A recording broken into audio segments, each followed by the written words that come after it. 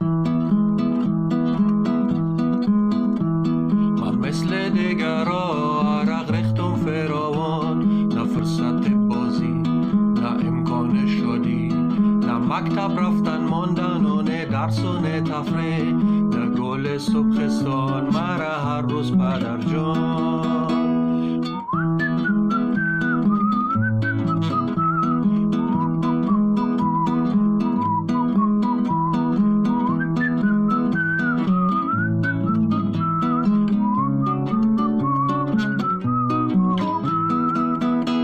چند روز شاگرد نجار، چند روزم مستری، چند روز شاگرد برنا، چند روز نوکر نانوا. ای کار کشیدن از من مثل خر ملا، ای کارو کارو کارو کارو کارو نوکری.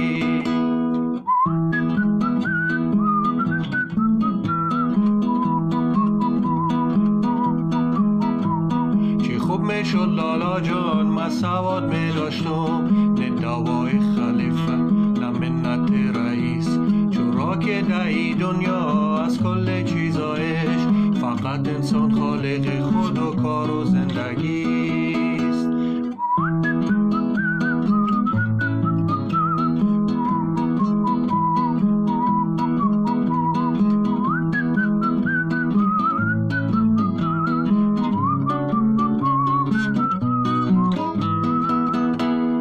خانه می سازم مسرک می سازم، دود کوره ها از مس، کیف و مزه ها از مس، هر پستی و بلندی با بلم جور میشه، میگیرم ستاره را یک روز از سر کوته.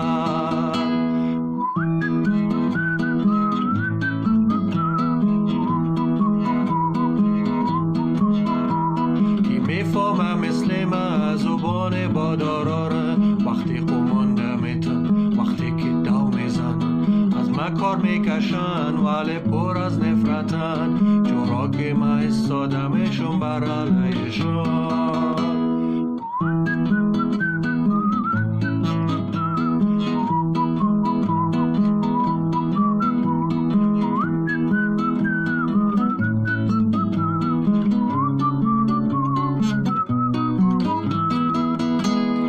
روزانه میمانه کلی چیز جور میشه، ما کارگرا میفهمیم ما کارگرا میتانیم، یک روز کل ما میشیم یک مشت